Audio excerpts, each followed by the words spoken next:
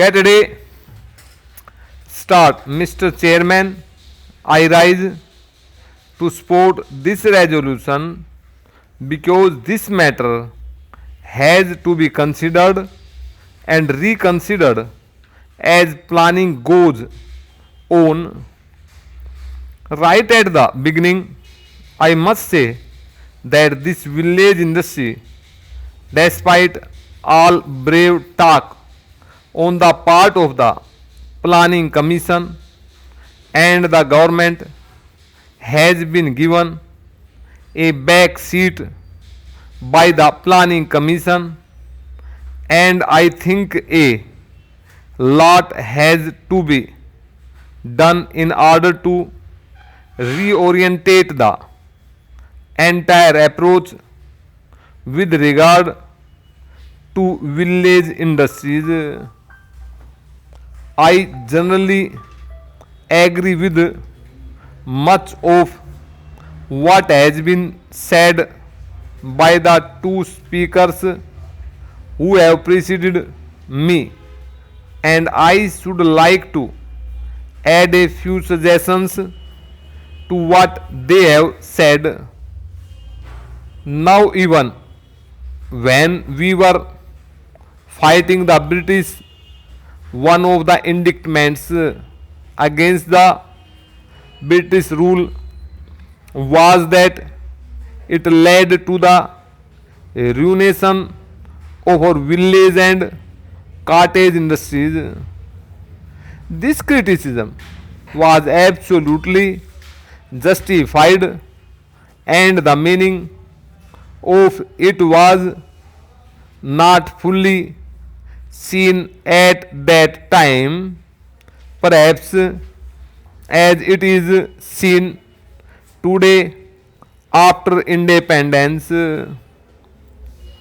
We have embarked on a policy of industrialization of the country, but in an underdeveloped economy like this, where we have got nearly 82% or a little more of the population living in the villages, you cannot have rapid industrialization merely by starting heavy industries or even medium industries in the urban areas and towns, whether they be in the public sector or in the private sector.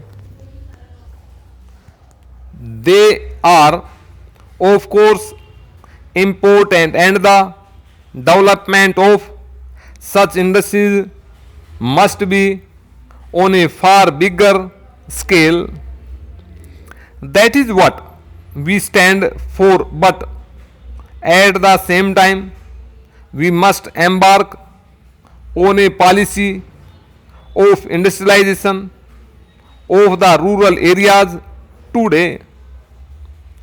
There was a time when capitalist economists almost took it for granted that with the development of capitalism, rural industries must go, and in fact, in Europe in the beginning of the 20th century, we saw in Germany and other places many small scale and village industries going out of existence as capitalism grew.